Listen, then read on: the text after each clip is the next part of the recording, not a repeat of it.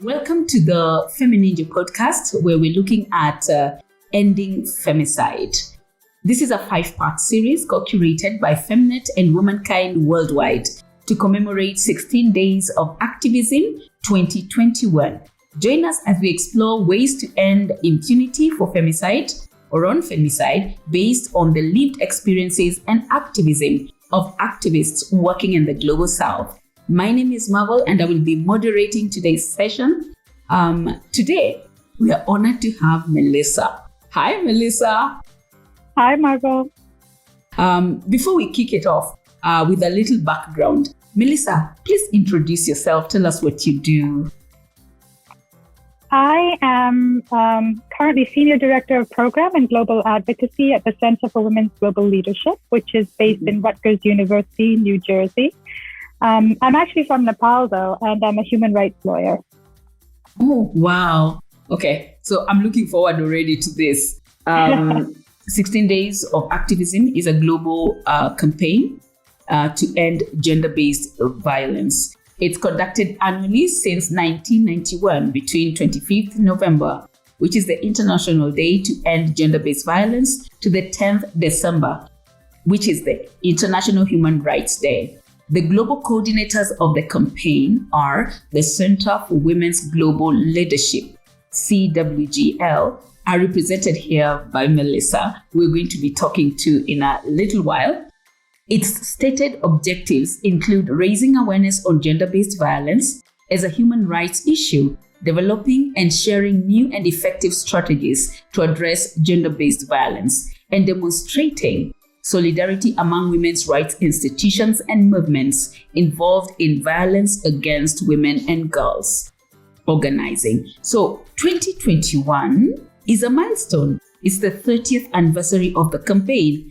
And as per CWGL, like you'll tell us more about it, the Adversary Theme focuses on ending impunity on the issue of femicide, or the most extreme form of GBV, as it relates to killings of women and girls in all their diversities, often by men simply because they're women and girls. So on to the first question, Melissa. According to the UN, at least 66,000 women are violently murdered annually and constitute 17% of all homicides globally. Based on CWGL's work and the trends you've monitored over time, how would you define femicide? That is the first question. And then something that ties to it is, what are its most common forms? Well, first of all, Marvel, thank you for having me on today to talk about such an important topic. The Center for Women's Global Leadership, as you noted earlier, is the global coordinator of the 16 Days campaign. And this was initiated 30 years ago, and it was launched in collaboration with feminists from around the world. And back then, violence against women was actually an issue that helped galvanize feminists and activists to work together. So, 30 years later, here we are, struggling against some of the same issues. And in fact, it's clear that things have gotten worse instead of getting better. So that's one reason that really motivated us to take on this issue this year, femicide, because it is a global issue. It is a human rights concern. It is a feminist concern. And we need governments to be accountable, to do more to end femicide. So going to the point of definitions of femicide, there are quite a few definitions of femicide, including legal definitions. And how femicide is defined has also evolved over time, as the concept of gender has also evolved and become more inclusive. Now, one definition that we find to be suitable is that of femicide as the quote-unquote killing of women because of their sex and or gender. This captures the killing of women who are born female and that of non-binary persons who may be killed because they identify as female and do not fit within a heterosexual norm. Now, femicide exists in so many different forms and occurs in so many different spheres and local contexts, which is probably why, in some ways, it does defy one common definition. Now, that being said, it's important to have a definition on the basis of which data can be collected, measured, and compared. And in that sense, I think it's also probably useful then to focus on common criteria and elements So in that vein, what is abundantly clear is that misogyny is a common denominator in many femicides. And what fuels femicide is impunity, or the sheer lack of consequence for perpetrators. Now, going back to the different forms, what we have found to be very useful is the classification put forward by the former Special Rapporteur on Violence Against Women, its causes and consequences, Rashida Manju, who categorized femicides as active or direct and passive or indirect. Now, in the direct category, she included killings as a result of intimate partner violence, which we know account for a very large number of femicides. She also included sorcery, witchcraft-related killings, honor-related killings, armed conflict-related killings, dowry-related killings, gender identity and sexual orientation-related killings, and ethnic and indigenous identity-related killings as some examples of direct femicide. In the indirect category, she included things like death due to poorly conducted or clandestine abortions, maternal mortality, deaths from harmful practices, deaths linked to human trafficking, drug dealing, organized crime, and gang-related activities, the deaths of girls or women from simple neglect through starvation or ill treatment, and deliberate acts or omissions by the state. So these categories provide really strong and clear examples of femicide, which happen in the private sphere as well as in the public sphere, at the hands of intimate partners, as well as at the hands of family members and even third parties, as well as state actors. So, of course, femicide is not limited to only these forms. For example, there are cases of what some refer to as suicide femicide, which involves the commission of suicide by a victim of persistent and intolerable violence over a period of time. There are also cases of cold-blooded targeted assassinations of women in political and public life.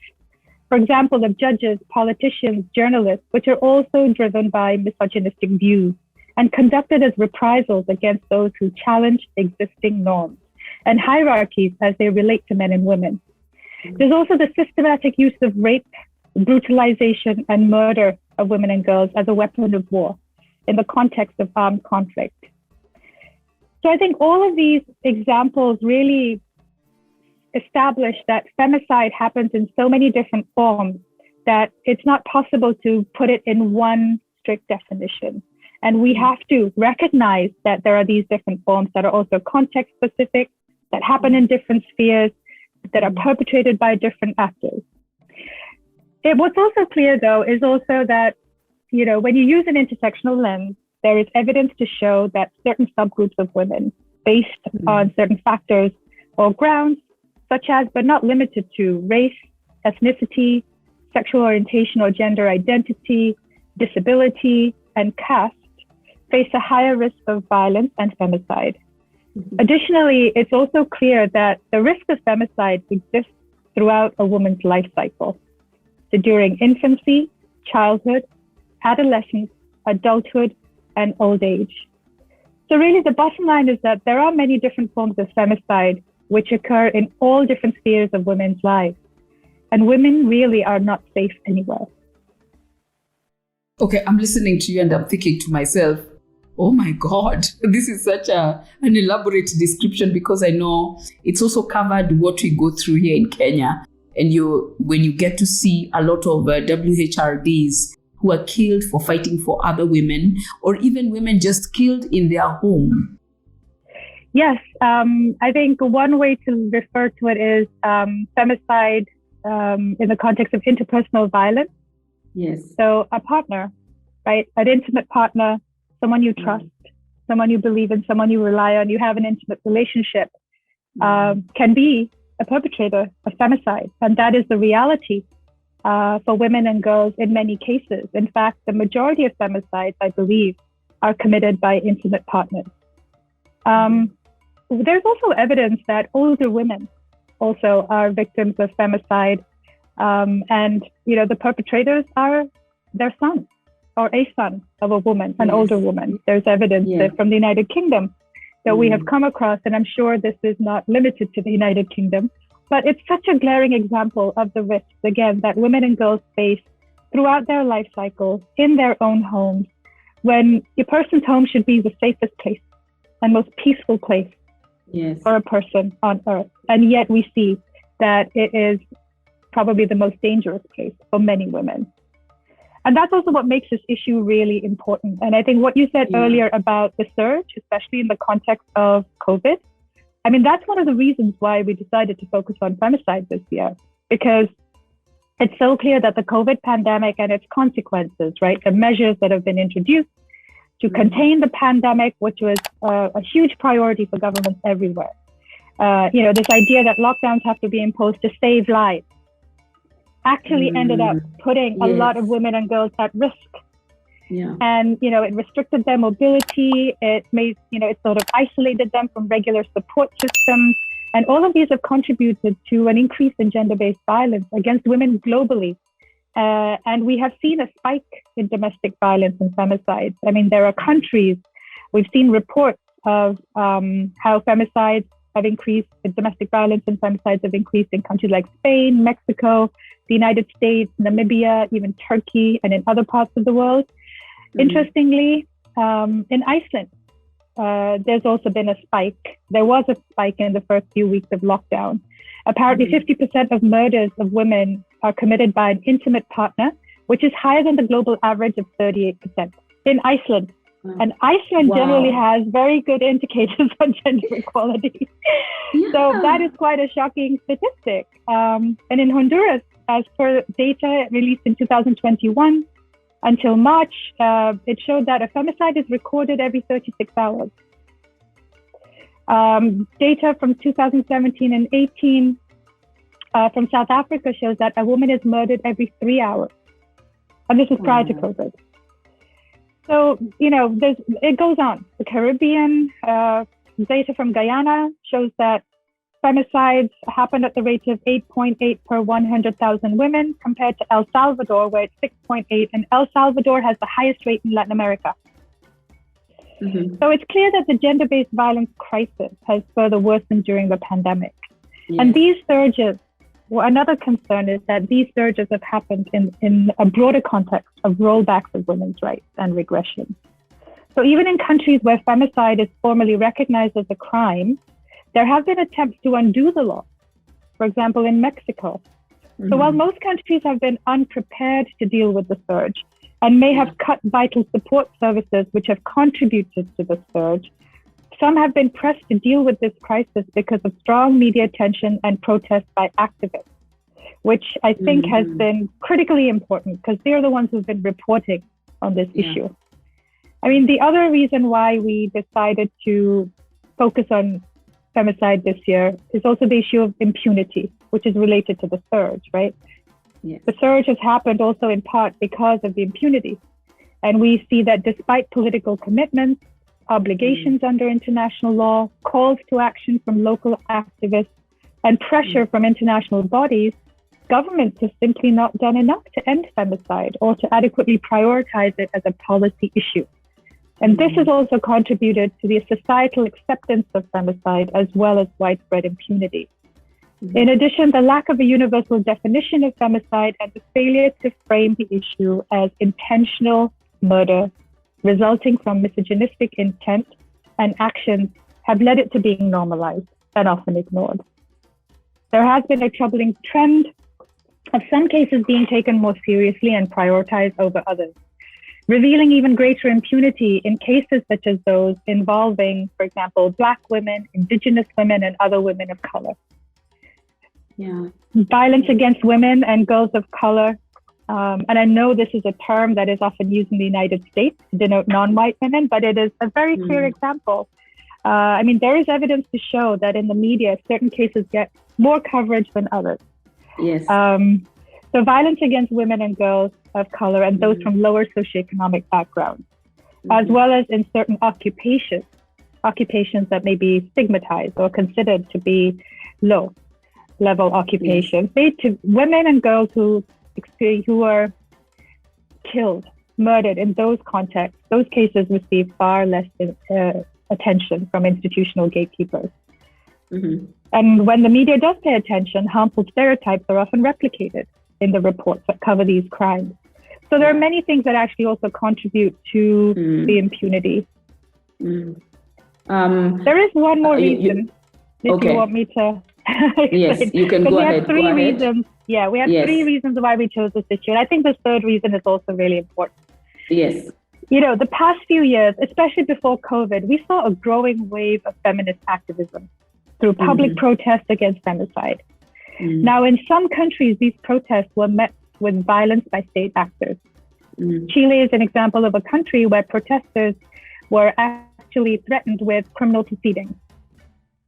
Now, since 2020, state authorities, especially with the onset of COVID, have restricted public gatherings through lockdowns and restrictive measures.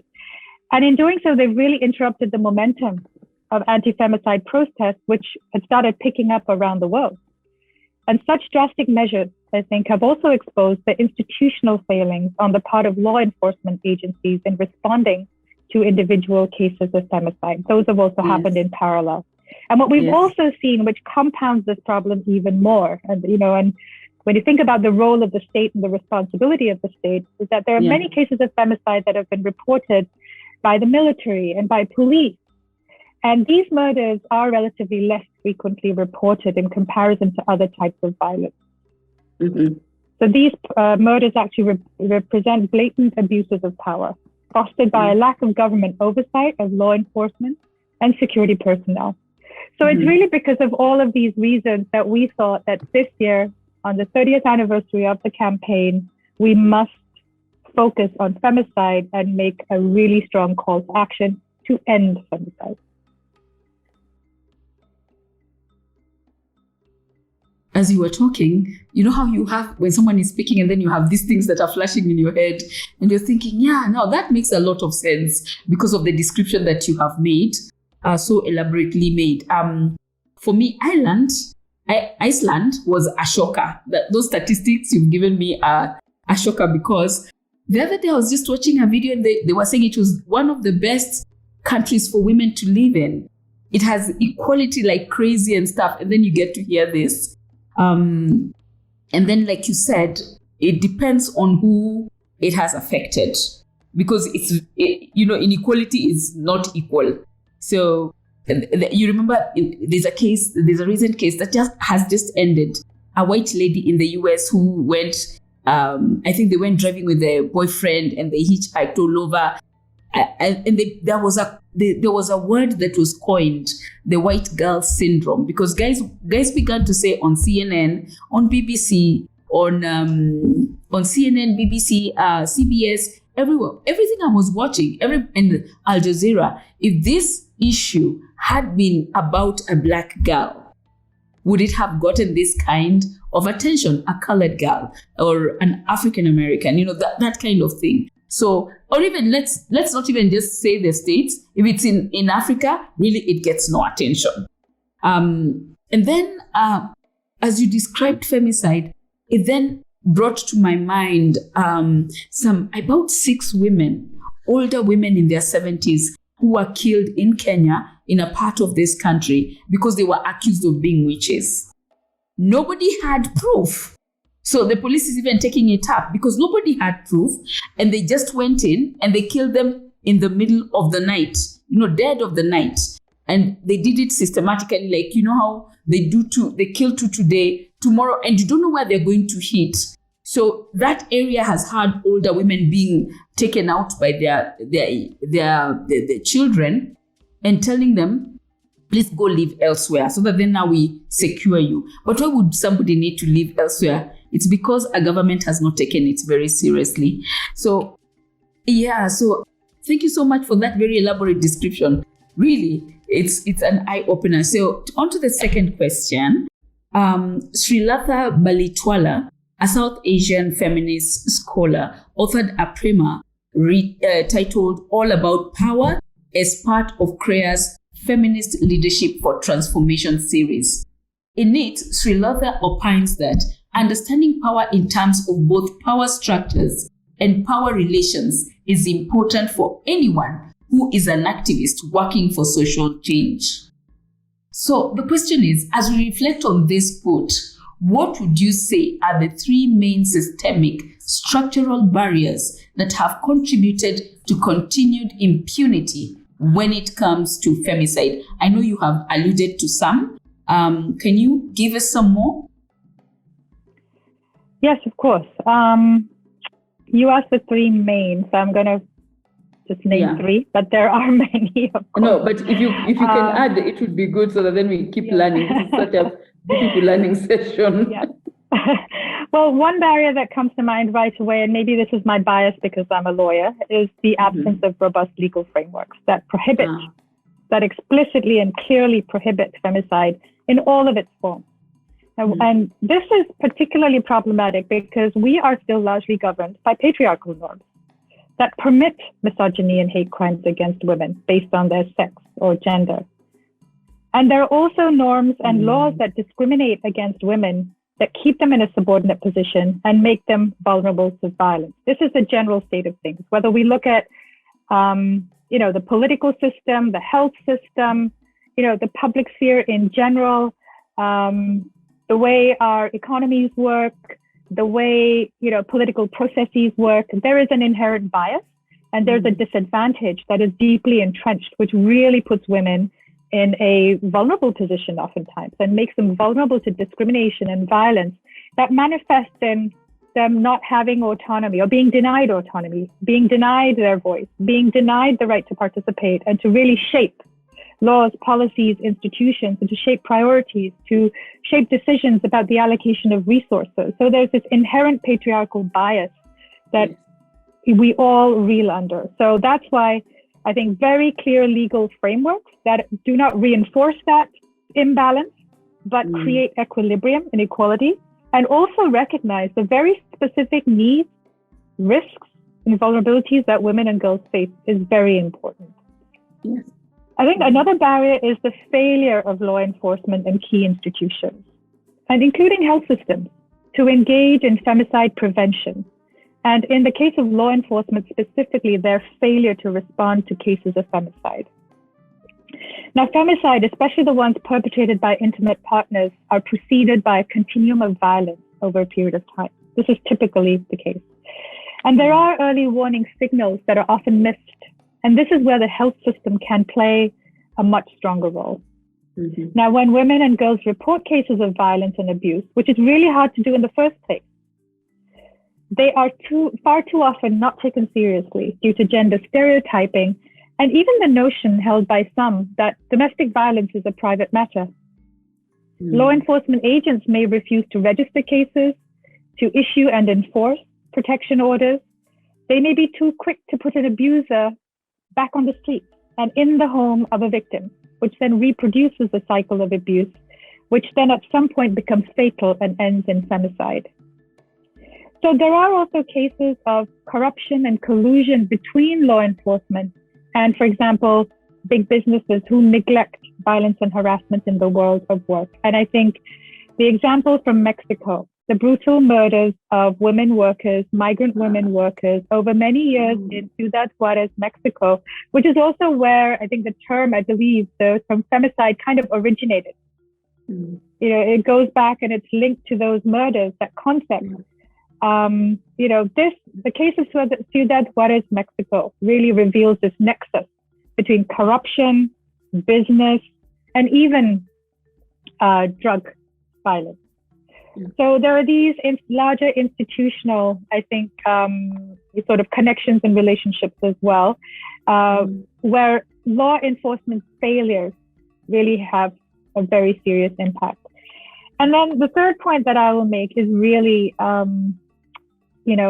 barrier that emanates from power imbalance and expresses itself in the form of unequal power is really discrimination against women and girls within the institution of the family itself. Yes. We talked earlier about how home is not the safest place, but it's actually one of the most dangerous places for many women. And there's a reason for this. And one of the reasons is discrimination that happens very spontaneously and naturally oftentimes within that particular sphere. Now, home is the space where the process of socialization and internalization of gendered roles begins. And behaviors that eventually manifest in toxic masculinity and female subordination take root. Now, of course, there are external factors that also foster these attitudes, but the evidence shows clearly that the majority of femicides are perpetrated by intimate partners followed by family members. So when you juxtapose this with societal norms and the common expectation that women and girls must endure violence in silence in the name of protecting the family, or that they must accept the use of violence against them as a male prerogative. Say, for example, in the name of protecting a family's honor or as a legitimate consequence of defiance or non-compliance with certain expectations, it really puts women and girls in a dangerous trap. And the last place that should be dangerous for a woman, as we have been saying repeatedly during this conversation, is her own home, but it is. And these behaviors then get reproduced from one generation to the next. Yeah. So I think these three sort of categories of institutional barriers are ones where the power imbalance really reflects and power relations need to be transformed. As a starting point. Melissa, when you say something, then my mind goes like, yeah, I go like, that is what that meant. Okay, so as you speak, how when somebody says something and then you go like, yeah, that was that, and that meant that, because now you're putting in the links. Okay, so on to our third question, gender-based violence against women data has mostly focused on measuring domestic violence and its prevalence. But this is changing with increasing recognition that the whole continuum of GBVAW, or basically just gender-based violence against women, needs to be captured from harassment to femicide. Because I think there's a lot of bias on only the gender-based violence or on one side, and femicide is never covered. And if it's covered, it's very little. I think that is also a witness here in this country, in the global south. This year's 16 days rallying call, or theme if you like, is from awareness to accountability in relation to femicide. So the question is, why did CWGL settle on this rallying call, and what recommendations would you make for decision makers to strengthen accountability for, enhance, and impunity on femicide? So for the campaign, we recognize and we celebrate the fact that around the world, November 25th to December 10th is a time when activists and many others come together to advocate for stronger measures to address violence against women, to raise awareness, and to also talk about different forms of violence against women and gender-based violence. So the issue is spotlighted, or the many forms and the issues are spotlighted during that period. But we recognize that as activists, the work to end violence has to continue all year round. And it does, because activists do work all year round. So for us, the whole idea of 16 to 365 is to really connect the hard work that activists do all year round, their persistence and their efforts, but then also to mark the culmination, or to mark a culmination once a year when everyone comes together to amplify each other's voice and each other's call to action. Because whether you're working on femicide or on ending unsafe abortion or specifically domestic violence, you are at the end of the day demanding one thing: an end to gender-based violence in all forms and stronger accountability from governments, right? Because they are legally obligated to end femicide. And it's also a matter of justice. It's a matter of justice for women, right? Women constitute half of humanity. And yet look at the disparities and the level of discrimination and just the sheer violence. So there has to be an end to this oppression. Yes. And I think that is the ultimate mission and goal of really coming together and expressing solidarity with each other.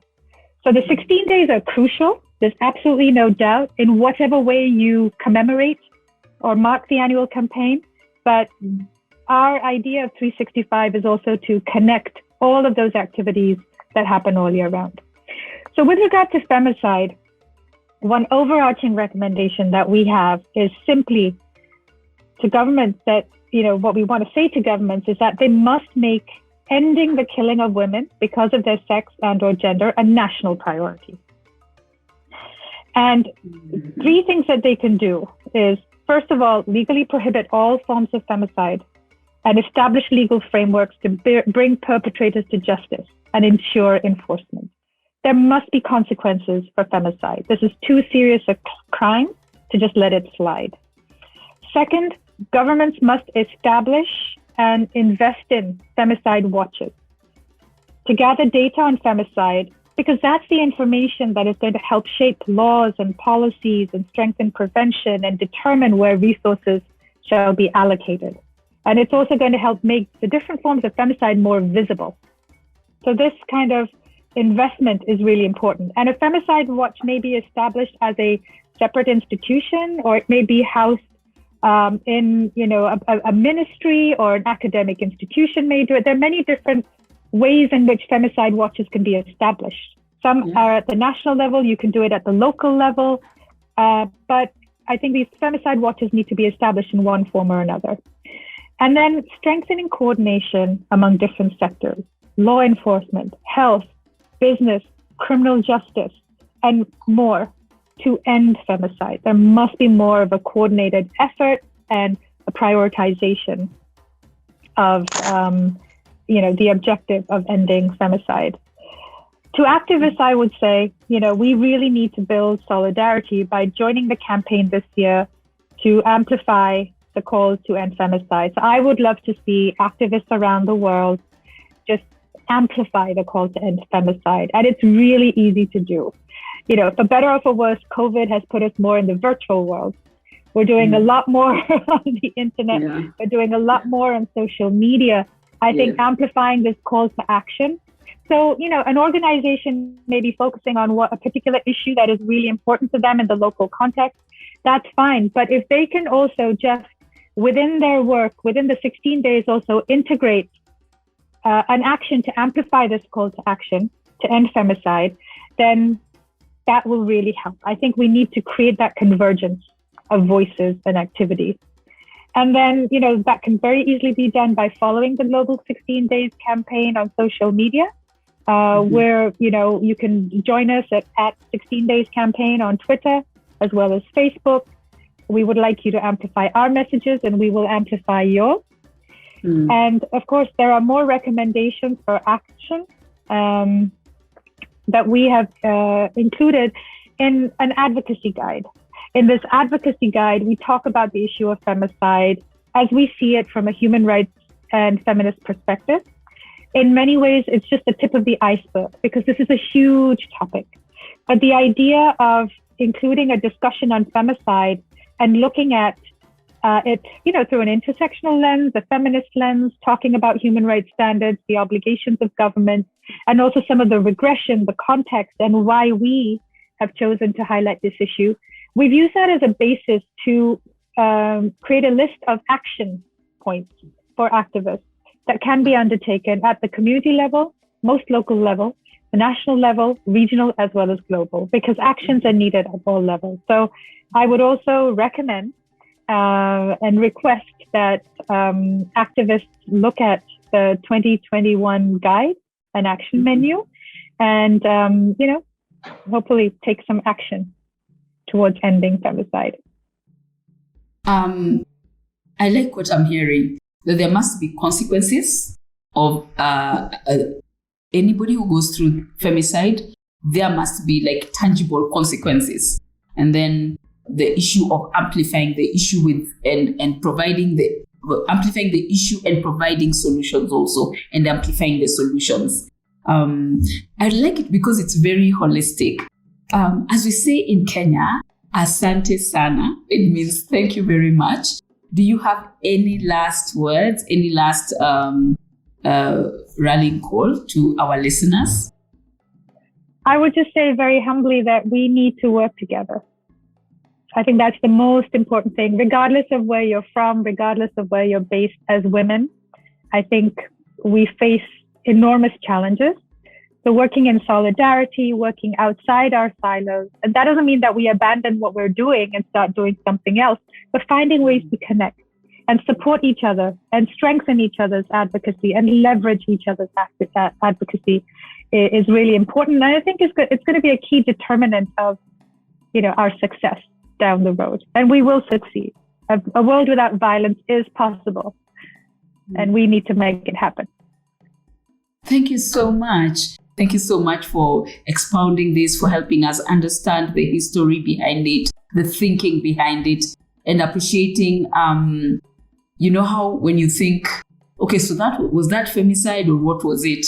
Now we know what femicide is, and we are really grateful. And also what I'm also very happy about, being somebody who is in advocacy, I really like that you guys have a toolkit that activists can actually just go pick and use it and situate it in their environments. So that I am really grateful about. Thank you, listeners. You stayed with us as we discussed creating a nuanced understanding on femicide. In the next episode, we'll be looking at femicide and women human rights defenders. Don't forget to join us. Melissa, thank you very much. Thank you, Barbara.